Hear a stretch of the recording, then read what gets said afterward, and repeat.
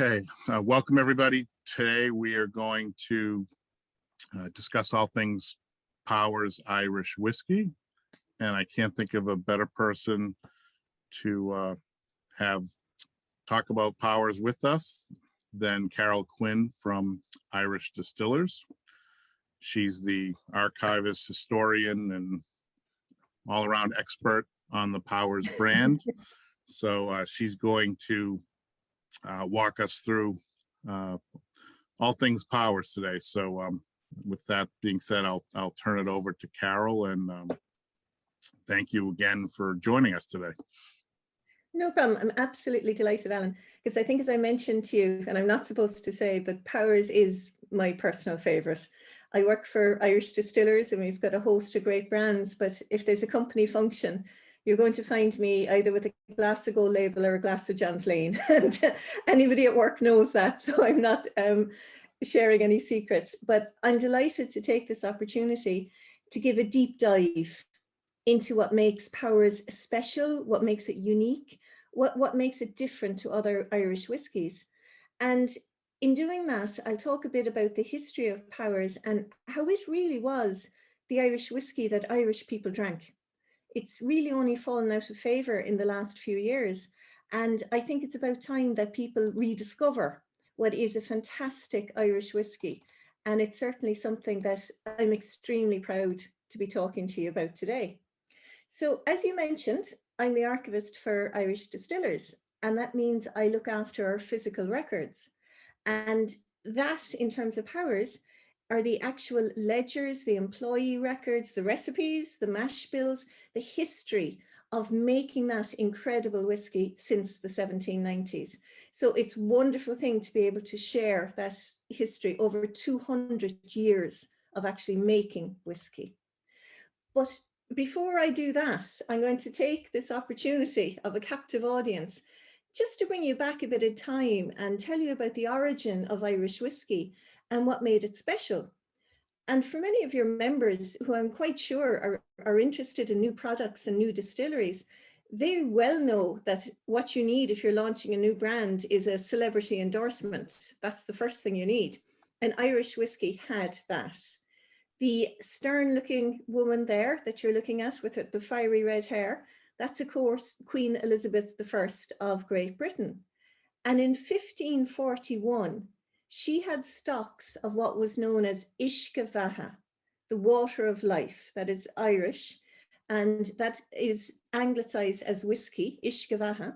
So she had stocks of that delivered to her court in London because it was a prestige object and it was something that she wanted to taste. And apparently it went down great. So that's our first celebrity endorser. The very handsome looking gent in the shiny armor there, we skip on a couple of hundred years, and that's Tsar Peter the Great of Russia. And before he became Tsar, he was known as a great modernizer. And he took what we'd now call is a gap year. And he traveled incognito throughout all the royal houses of Europe because he wanted to learn from them and he wanted to see and taste the best. And in his diary, he writes, of all the wines of Europe, the Irish one, meaning whiskey, is the best. So as you can see, from the very earliest times, there was a tradition that there was something quite special and quite premium about Irish whiskey. And we skip forward to 1755, and you see this gent here, and that's Dr. Samuel Johnson. And he's famous for writing the very first dictionary of the English language. And of course, whiskey features in it. And he mentions the Irish sort, particularly distinguished for its pleasant and mild flavor. And he contrasts that with the Highland sort, somewhat hotter. And by corruption in Scotch, they call it whiskey. So you can see that even back to the 18th century, these are two separate drinks. A lot of people kind of think it's either or. You must like Irish or you must like Scotch, and you can't like the both. But of course you can, because they are completely separate and distinctive drinks. And I think, you know, should be treated as so. So to begin the history of Powers, a lot of people will know the brand as John Power and Son, because that was the name on the label. So it might be of interest to know that the founder of the firm, John Power and Son, was in fact called James. And he's this gent that we see here in the nifty blue coat. And this is the only image we have of James Power, who in the 1790s was an innkeeper in Dublin. And like many other innkeepers at the time, he distilled his own whiskey. His distillery was located in an area known as John's Lane, and it was just on the edge of Dublin city centre. It was actually outside of the town walls. So if you were sending post or packages out, they would be sorted at James Power's Inn. Or equally, if you were coming into the big city, you know, traveling from the countryside, you'd stop there to change your clothes, to refresh yourself before you'd make the last voyage straight down into the city. So it was a place where people met, where there was a lot of activity. And he soon noticed that his whiskey was getting very, very popular. And he saw that his future and his family's future lay with the whiskey, not with innkeeping. So in 1792, he closed the inn and transformed the premises into a distillery. And that was the beginning of Powers. Now he was joined in that by his son, who's or the eminent looking man there as well. That's Sir John Power. And he was joined in 1821 by his son, who is called James. And that's the point where it becomes John Power and Son. So our founder, James Power, I'm afraid doesn't get a look in, but he'd be glad enough to know that his son and his grandson, and indeed the rest of the family, continue the tradition. And a lot of people ask me, you know, in those early days, what was Irish whiskey like? Well, back then, they didn't create a lot of records. Things would have been a lot rougher and ready. Maturation wouldn't have been as advanced as we know today. They certainly wouldn't have been bottling the whiskey. Marketing really was unheard of. So the whiskey that James Power and indeed his son John was producing, it would have been sold by the barrel, really. So you would have had barrels, oak barrels of whiskey being rolled around the streets in Dublin, but all of them would have been marked with the diamond P. You can see it there front and center. This was a time when you didn't incorporate your company name, but you needed a brand. And that brand from the very first day for Powers was the famous Diamond P. Now, from what was very humble beginnings, John's Lane, the site of the distillery, grew. This is an image from the 1880s, and you can see the vast scale of the distillery. It stretched over 5 acres of Dublin city centre. It was almost a self-sufficient town within the city of Dublin, and it had everything within its walls to make Powers whiskey. When we look at this, we might think, oh, that's an interesting kind of Victorian design. But to contemporary eyes, this was a shining beacon of modernity. It was like going to Silicon Valley today.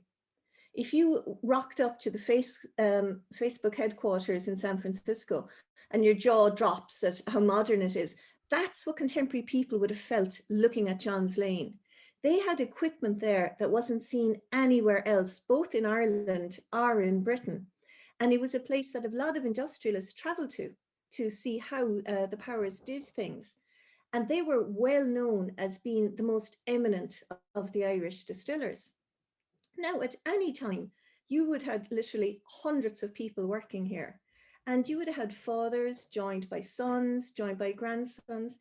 They would have been very much a family atmosphere working there. It was a place where really you wanted to work. And one of the things that really sets Powers and the Powers Distillery apart for me, looking through the historical record, is how much they really did value their employees, their workers. You know, traditionally in a Victorian distillery, you would have a separation really between management and employees. And that didn't seem to happen so much with Powers. They really respected their employees. And one of the ways that I find this by looking through the archive is that we actually have photographs. You're not going to have images like this for very many of the other distilleries. But every year, the Powers management would take these group photographs in the yard at John's Lane. And for me, it really stands out in the archive to show that it was very much a team, a group effort in making the whiskey. And they were innovative in the way that they treated their employees as well. Like today, we're all aware of the importance of mindfulness, the importance of physical activity, you know, keeping your body strong and healthy. But Powers were way ahead on this. This is an image of the Powers soccer team, Powers United, from 1924. And all the men in the picture here would have worked in the distillery at Johns Lane, and they would have lived locally. And that meant they lived in a very sooty, very smelly city centre. Dublin in the 1920s wasn't really somewhere, you know, it wasn't a desirable residence, really. And a lot of these men would have lived in tenements, small flats within buildings. They wouldn't have had any access to green areas for exercise. And Powers, without, I suppose, knowing the psychology behind this, fostered team spirit by sponsoring their soccer team, Powers United.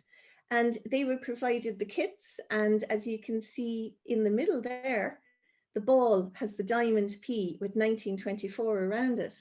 And this gentleman up here, he's the managing director of Powers, and he's out to support his local team, Powers United, who would have played against some of the other distilleries, breweries, and other manufacturing industries in the area.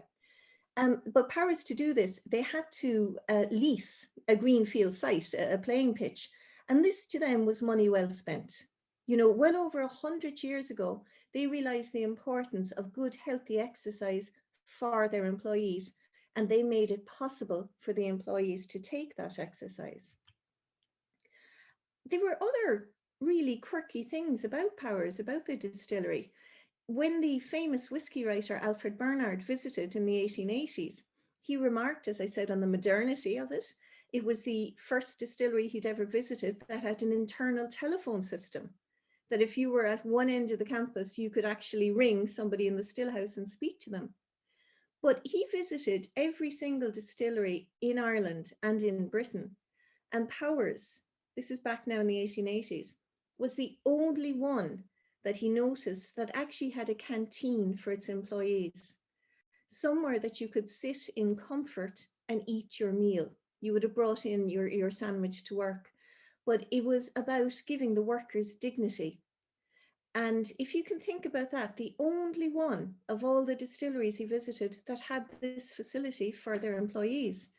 And this is some of the tableware from Johns Lane, a milk jug and some teacups. And you can see, again, pride of place, front and center, you have the diamond P. Now, generations of workers worked at Johns Lane. As I mentioned, fathers followed sons. And generally, most of these people lived locally, and they were Dublin born and bred. But in the 1880s, things had been going good for the Powers family. And like many others of their time and their class, they were a Catholic family. They invested in land, and they bought a landed estate in a place in Ireland called Wexford. It was a small village called Oilgate, and a lovely, lovely scenic area. And they would go here on the weekends. And what they noticed in this area in County Wexford was that an awful lot of the locals were river fishermen. They made their money fishing the River Slaney. And that's all grand for the summer, you know, when that's okay. But in winter, this meant things were very hard for the fishermen. They were subsistence laborers, really, and there was a lot of hunger in the area. Now, these were not tenants of the Powers, but the Powers noticed this want and this need, and they thought, how can we help? And distilling at the time was very much seasonal. Your busiest time was the harvest. So from October onwards, you're distilling like the clappers because you would take in all the barley once a year. So that's when you needed extra hands. Now, there's no shortage of labouring men in Dublin. It would have been very easy for the Powers, you know, they just had to put a sign up and they would have had people. But they saw they could make a difference. So they facilitated these river fishermen coming up from County Wexford, coming up to Dublin, earning money in those hungry months that they could support their families back in Wexford. Now that was altruistic enough, you would think, But when they came up, of course, anybody who's moved to a big city will find out the first thing that hits you is rent. And they weren't bringing these men to Dublin to have their money go on rent to landlords. It was to support the families back home. So what the Powers did is they opened a series of lodging houses around the distillery on Thomas Street, where these men could stay for a very, very nominal rent. It was 2 shillings a week for bed and board. And it meant that they stayed in comfort and in safety, and all the money went back to the families. Now, I have to stress, this is not the American store, you know, that many of you will be familiar with, that you work for an employer and he makes you shop in the company store. This is not that. This is about allowing somebody earn their money and send it home and not be exploited. And it's just a tribute to the humanity of the Powers family, that not only did they give the employment, not only did they put a roof over these men's head, but they looked at them as human beings.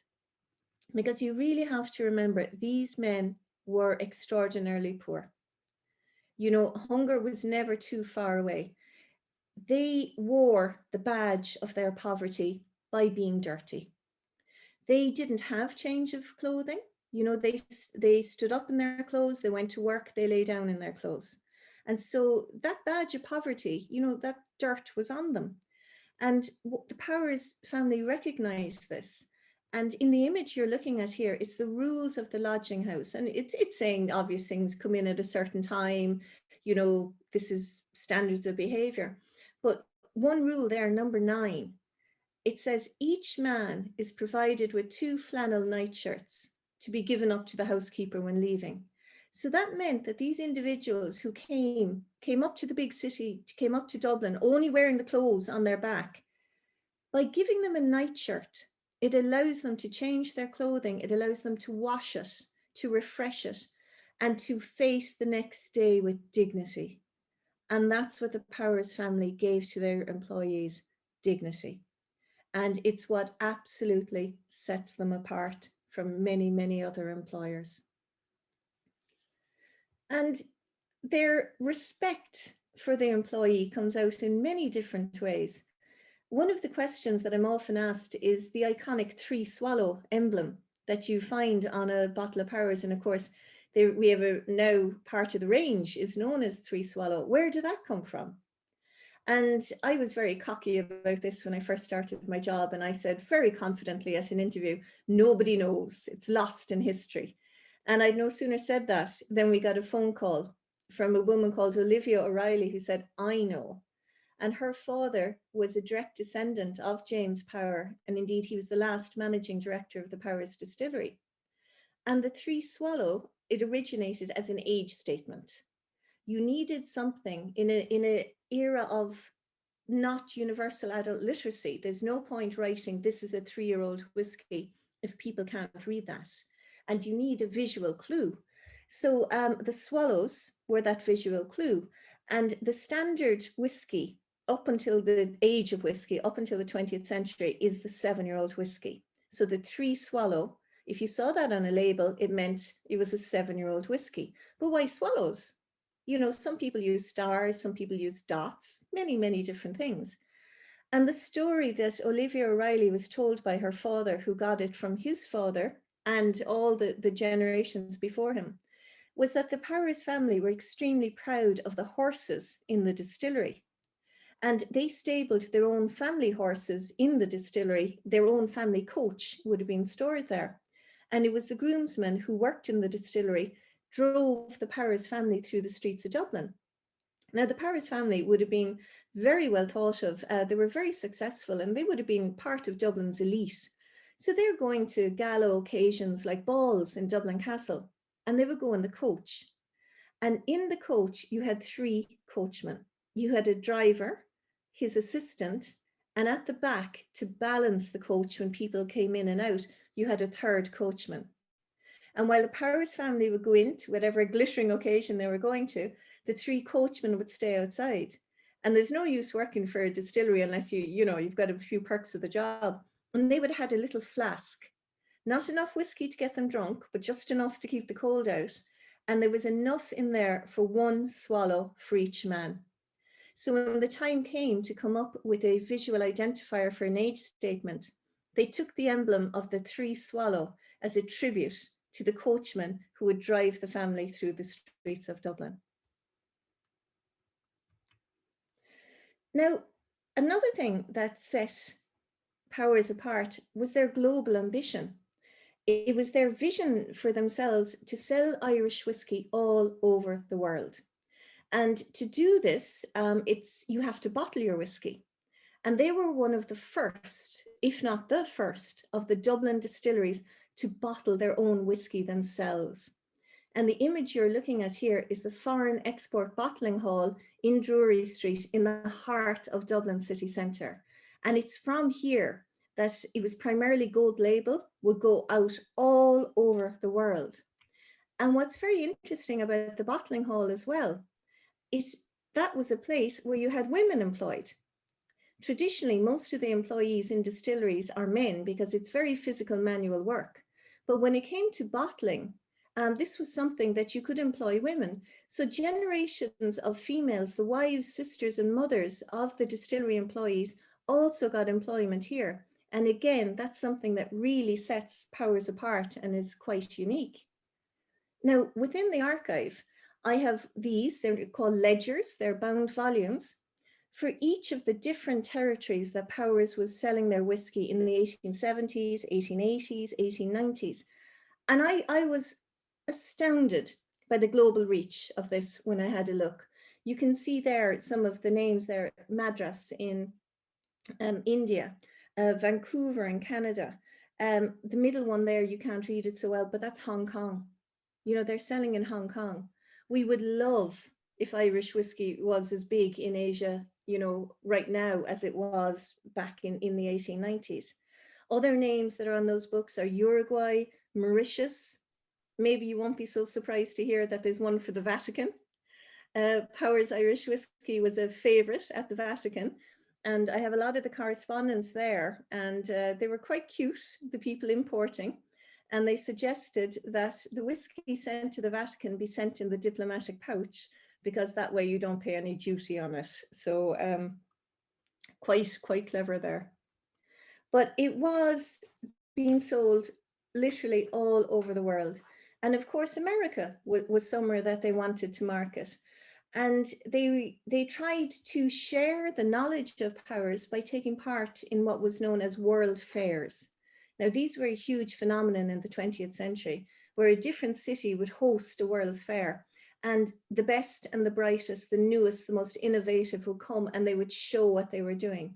And literally, millions of people would come, millions would come to see a World's Fair. So this is a souvenir program from the 1893 World's Fair in Chicago. And Powers were exhibiting there, and they produced this lovely little program. And there's no sense rocking up to a World's Fair and, you know, with your drink and just saying, oh, have a glass of that. You have to create a showstopper. You have to do something that is going to make people pay attention to you. And Powers did that. And what you see in the middle here, they created what was known as the Powers Round Tower. Now, the Round Tower, for anyone who's been to Ireland, you'll know this. It's a feature of the Irish landscape. And it's usually part of medieval monasteries. And they're usually bell towers. But they're something that every Irish child associates with the Irish landscape. So when Powers wanted to create a display, it was the Round Tower that they went for. And if you look here, this is an adult male wearing a top hat. The tower was over 33 feet tall. And there's 23 tiers. Each one is made up of bottles of gold label. And we estimate that it's over 700 bottles of gold label whiskey. But what is really, really stunning to me is you can see here in the images that I have from the archive, these are Powers employees making it. They didn't hire some construction firm in Chicago and outsource and say, make us something stunning. They had the belief in their own vision and in the ability of their own employees. So the carpenters who were employed at the distillery built this incredible round tower, and it became a feature of Powers advertising for years afterwards. And if you look at a lot of the Chicago papers from 1893, who are giving commentary on the World's Fair, they all mention it as something that really stands out. And Powers were way ahead of the game on advertising. They understood the power of advertising, and they understood the power of the visual image in a way that I think other distillers very often didn't. This is another example from the archive, and it's a little show card. Now, in real life, this is something that's only about 3 inches tall, and it was designed to sit on the countertop of a spirit merchant or a bottle shop, so that when you'd go in, it would catch your eye and you would ask, what is this advertising? This one is from roughly about 1905. And when you look at it, there's a number of things that stand out. Firstly, they're so proud of where they come from. Front and center is the distillery at John's Lane and Dublin. They want you to know they're Irish. And they have it decorated with shamrocks, which to us now it can be a bit twee. Okay, you get shamrocks everywhere. McDonald's gives us a shamrock shake. But this is back in 1905, and this is the era of the Celtic Revival. This is when the Abbey Theatre has been founded in Dublin. This is a real shout from the top of pride in nationality and pride in Irishness, and they are putting it front and center. The other thing to notice is that where they have their name, now you'll see that it's Sir John Power and Son. Every so often, the firm changes. It's John Power or Sir John Power, depending on who's in charge at the time. But you'll see this is done in gold ink. Now, this is the most expensive color you can ask a printer to provide. There is nothing more expensive. And it's usually only used to underline a capital letter. But for Powers, it's on everything, because it is telling you that what it is advertising is high quality and is going to be something really special. And when you open up this little show card, they're telling you, like, there's the bottle. This is what you should be looking for. It's pot still whiskey. And they're telling you where it's sold. It's sold in the House of Commons in London. It's sold in the capital, Washington. Now, that is the restaurant in the capital in Washington. This is not something that is being sold in dive bars. This is a mistake a lot of people make. Your average Irish labourer at this time possibly cannot afford Powers whiskey. It is a premium drink, and it is an expensive drink.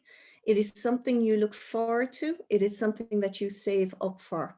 And it is something that just screams quality. Everything about it screams quality. And we see that with the whiskey itself. Powers were recognised within Ireland as being the best distillers. They were. They had the best equipment at their distillery, and they wanted to communicate that to the consumer. So when they began bottling to export, well, of course, you needed a label. In the early days, you just had the oak barrel with the P emblazoned on it, branded, but you needed a label. So when they came to design it, they designed what became known as the iconic gold label for Powers. And as I explained, this gold color was the most expensive ink you could buy. It's not actually ink, it's metal. It's ground particles of bronze. So their entire label was in this metallic gold. Now you can't quite see it here, but if you were looking at this in daylight, back at the archive, it shines, it glitters, it absolutely gleams. It jumps off the shelf to you. And they never changed it, because it said what they needed it to say, that this is something very, very special.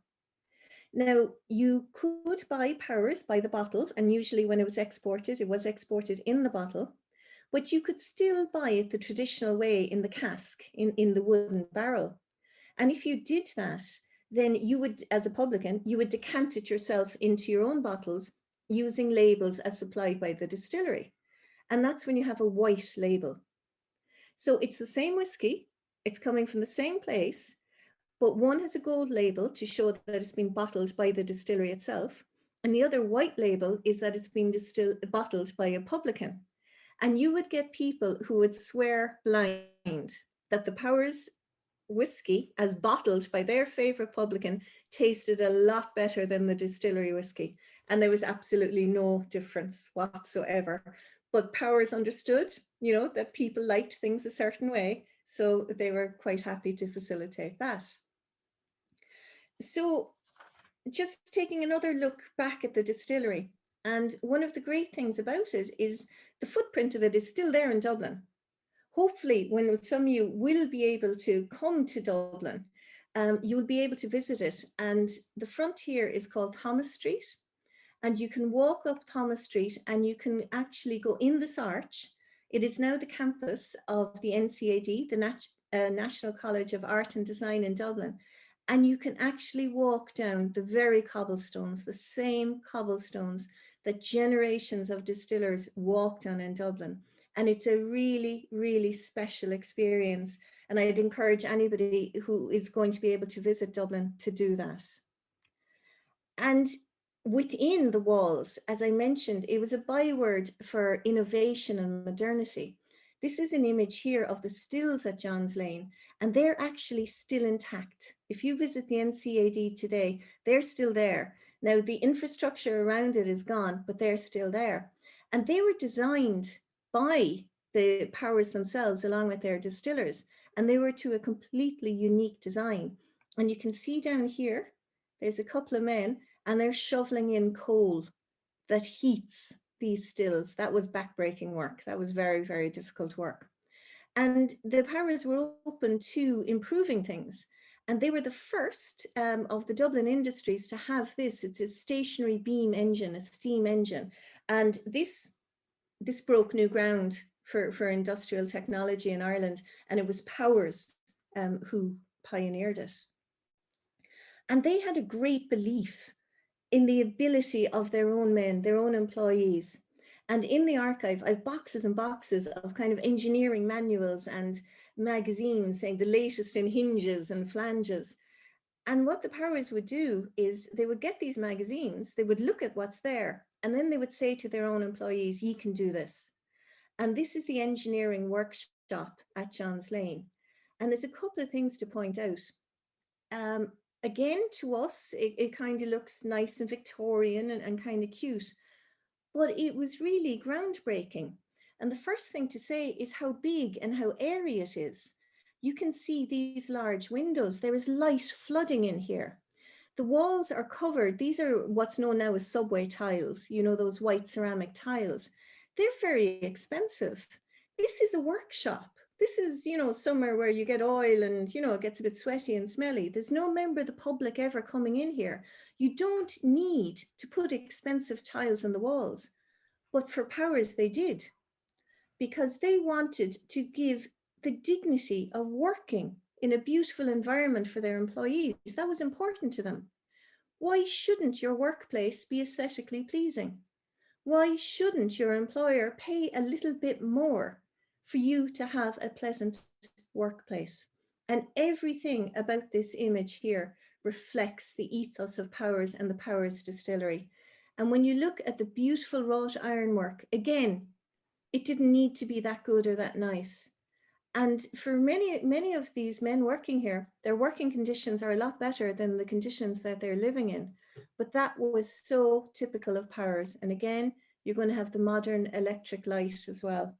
It's absolutely incredible. And they were quirky. Apart from everything else, they were open to ideas. If you were somebody on the ground, you could have an idea and it would be followed through.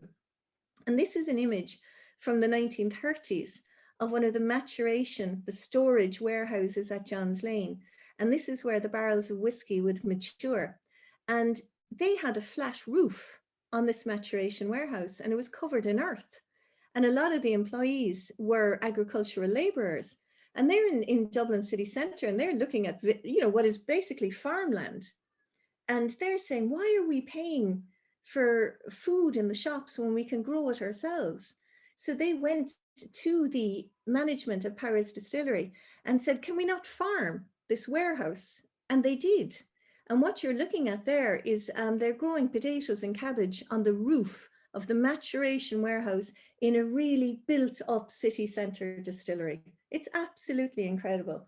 You know, if we were doing that now, we'd be expecting awards for being eco-friendly. And they were doing it years ahead. And that roof was farmed up until the 1970s. And this is an image of the last hay harvest on the maturation roof at Johns Lane in the 1970s. And you can see in the background how highly congested and industrialized the area is. And there were so many things that were unique and different about Powers. And one of the things that not a lot of people realize is that they invented the miniature, the actual miniature bottle. They were the first spirit company in the world to bottle a miniature, and it became known as the Baby Power. And it was 1889 when this was first produced. And a lot of people ask me, you know, well, why? And I really think it's because they were so egalitarian and they wanted everyone to have access to their whiskey. And as I mentioned, Powers Gold label was very expensive, and it really wasn't within the reach of the working man. But he's entitled to it. Why shouldn't he drink this wonderful whiskey? So they produced the Baby Power because that was economically more available. The same top quality, the same premium whiskey, but affordable. And they are the first spirit company in the world. So anytime you might be out fishing, you might be out traveling, and you treat yourself to a little miniature, you should say, thank you, Powers. And at the time, back in the late 1880s, when this bottle was first produced, whiskey was bottled very like bottles of wine are today. You had a driven cork covered in a lead capsule, and you opened it with a corkscrew. And of course, for the Baby Power being so small, the normal corkscrew was just too big, so this was an issue. But of course, Powers thought of everything. They went back to the engineering workshop, and the engineers produced this lovely little thing. Each bottle came with its own corkscrew, so you could open it yourself. I mean, really, talk about thinking of the whole package. And as I go through the archive, one of the things that stands out for me is the absolute pride. The pride of the people working there, the pride of the family, the Powers family, and their pride in Ireland and Irishness. And one of the ways that this comes through to me was I found one day this item. It's a cigarette box. And when I opened it up, I found these lovely emblems, beautiful red silk with the diamond P in brass on them. And whenever members of Johns Lane were taking part in things like a Patrick's Day parade or another civic event, they would pin these diamond Ps onto them to show that they were from Powers and to show how proud they were of that. And today, in a lot of our advertising, we use the diamond P, and it comes directly from this find from the archive that dates back to about the 1890s. And that's the whole thing about Powers. It has such an incredible history, and it's so rich that in the marketing that all we're really trying to do is share some of that incredible history. And they were such a vibrant part of Dublin city life. This is an image from the 1930s, and you have the front of Johns Lane, and it's all decked out for a civic occasion. And you can see here, they've put a garland of flowers with the diamond P. And these are the famous Powers horses that I was telling you about, that and the grooms that inspired the Three Swallow. And they were a huge part for so many Dublin and Irish people of the whole history of our country, really. And it was a constant. As I mentioned, they invested heavily in design. And this is the original design for the Powers Gold label bottle. But, you know, times change, tastes change, and things move on. Originally, Powers was always a pot still whiskey. Now that's the signature style of Irish whiskey. It's been around since 1785, and it's a mixture of malted and unmalted barley distilled in copper pot stills. And that's the signature style of Irish whiskey. And that's when Powers was on its heyday. That's the whiskey it was. But times change and tastes change. And by the time you got into the 1950s and the 1960s, the world wanted a different flavor profile. There was a huge interest in lighter blended whiskies. whiskies that were more approachable. A lot of people were put off by the strength, the mouthfeel of pot still, and it was time for a change. So the Venerable Powers in 1967, it changed from being a pot still to a blended whiskey. So the Powers Gold label that you see today is a blended whiskey. That means it's a mixture of pot still and grain whiskey, whereas the traditional Powers was purely pot still. But never fear, we haven't abandoned the lovers of pot still. And within the Powers range, the John's Lane whiskey is a pot still made in the traditional way, and it is the closest we can come to today to the traditional taste of Powers. Now, just a handy thing, a lot of you might be collectors of Irish whiskey, and you might have collected some older bottles of Powers. And a very handy way to help you date those is just by looking at the footer of the bottle. Now, originally, the footer, this footer label, would have always said pot still whiskey. And in 1967, when it becomes a blend, the footer is changed to gold label. So if you want to check your collections and just have a look at the footer, and that will tell you whether it's pre or post 1967, which is a very, very handy little dating tip. So at the moment, what does the future hold for Powers? There's been a revamp in the last few years. The bottle has been redesigned, but it's being redesigned for the future, but with an eye on the history and the past. And the style at the top here, that is to reflect the pot stills that were in situ in John's Lane, that were designed in-house by the Powers family and their own distillers. It's to reflect that history and that continuity. And all through the history and through the archive, what came front and center, how the Powers refer to themselves, was with the diamond P. So what we've done is we've put the diamond P front and center. And you see it on all the new bottlings. And it's a vision for the future, but it's a nod to the past as well. And I sincerely hope that what the future holds is nothing but good things for Powers, especially in America. And that when you're raising a glass of Powers and enjoying a glass of Powers, you can think about all these people who believe so passionately over years and years into what was considered to be the best of the Irish whiskies, the most well-known of the Irish whiskies. Raise a glass to them and say it's their time to shine again. So thank you.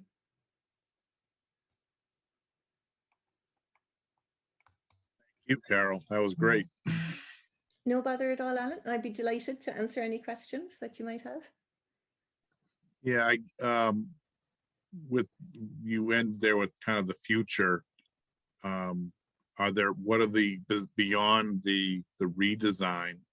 Are there other plans as far as in the U.S. market to, they certainly are. What more because I know, with more of the, when they did the consolidation, everything was kind of put into Jameson. That's right. Because some people might wonder why, given the history you just went through, why isn't Powers the big seller and everybody knows Powers? So that's that's an absolutely great question. Why, if this was one of the most wonderful Irish whiskies ever made, why have people never heard of it? And it isn't an easy answer. It's a complex answer. But from the glory days in the 1890s, Irish whiskey began declining. And the decline kicks off with the First World War. Ireland is an island, and the whiskey was export driven. And once the war commenced, there was a lot of U-boat activity around Ireland sinking shipping. So you couldn't get exports off. So that was a blow, but they continued and they distilled on. Once World War I ends, you'll be very familiar in America, you go straight into Prohibition. And that meant the doors of America were closed for about 10 years. And Powers, under no circumstances, tried to smuggle in whiskey. This, again, is something I'm asked a lot. They were reputable distillers. They were people who believed in law and order, and they believed in the laws of the land, and they didn't try and break the law of the land. And I think when you look back at the Prohibition era, what did it spawn? It spawned the rise of organized crime and lack of respect for courts, policing. It wasn't a good thing. And I think it's to the Powers' credit and to Irish whiskey's credit that they didn't try and circumvent those laws, but they took an economic knock. But that was okay because they were exporting all over the world. They were exporting to India, to Canada, to New Zealand, to Australia, except until the 1930s, when you hit a trade war with Great Britain and you lose any territory associated with the British Empire. So you've lost America, and now you've pretty much lost the rest of the world. And you go straight into the Second World War. Distillery after distillery is closing in Ireland. You've had almost 40 years of lack of exports, and you're not earning money. And, you know, people say, oh, give it another push, you know, push it out there. Money hasn't been coming in. You know, the distilleries are shrinking and shrinking. And it got so bad by the 1950s that Middleton Distillery, that a lot of your members would be very familiar with, Middleton Distillery is only distilling for 3 weeks a year because there's no point in making any more whiskey because they can't sell it. So it's reaching a crisis point. So the market for Irish whiskey is almost shrunk to the domestic island of Ireland. So you've only 3 distilleries left. You've got Jameson, Powers, and in Cork, you've got Middleton. And they're in competition with each other. And they realize if they stay in competition, they're going to wipe each other out. So they do something radical. They're all family owned and family run at this point, and they merge. And they come together to form a new entity called Irish Distillers. And they still create the old brands. They move production out of Dublin because Dublin had been congested, and they move it to a greenfield site at Middleton. And they continue to make Jameson, Powers, and the Middleton range. But, you know, things are still very, very tough. And by the 1980s, they get in consultants, and the consultants all say the same thing. They say, if you're going to survive, you've got to put everything you've got behind one brand. Nobody's drinking Irish whiskey worldwide. People don't know what it is. You need to focus. You need to use one brand to hopefully push open the doors. And that's what they did. And the brand that they chose, which is what the consultants recommended, was Jameson, because they felt that was the one that was going to have the most future potential. And the whole idea is that Jameson would just push the door open a little so that behind it would be the sleeping giant of Irish whiskey, which is Powers. And that's what's happened, is due to the rise in popularity of Irish whiskey spearheaded by Jameson. People are more interested now, and they're asking, what other Irish whiskies do you have? And now is the time for us to, I suppose, remind people about Powers and how great it is. So that's the reason why you didn't grow up drinking it. Yeah. Well, I think then as people, if they haven't tried Powers and they'll learn that how good it really is. Yeah. And Yeah. You know, that they're missing out because it's kind of a little secret right now in some respects still. It in is the US. Yeah, in the US. And it's something that I think you go into a bar and you know, you overhear somebody ordering Powers, you kind of think, well, they know their whiskey, you know, they know what they're looking for there. But hopefully it won't be too secret for too long, because we are investing heavily now in the US market. Irish Distillers is really, really committed to promoting Powers. And one of the issues, of course, is the way that any drinks are sold in America. You have to have an exporter, an importer, distribution network. Every state has different laws. It's been very, very complex and convoluted. But in the last year, we've signed up a specific agency now to distribute Powers. So I'm really hoping it's going to become a lot more readily available and maybe let a lot more people in on the secret. I'm very passionate about Powers. I think it's a fantastic drink. And I'm hoping that maybe not this year, but maybe next year, the year after, I'll be able to come over and maybe meet some of your members and answer any of the questions in person.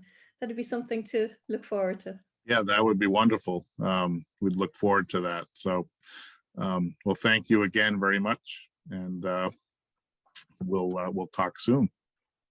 Absolute pleasure.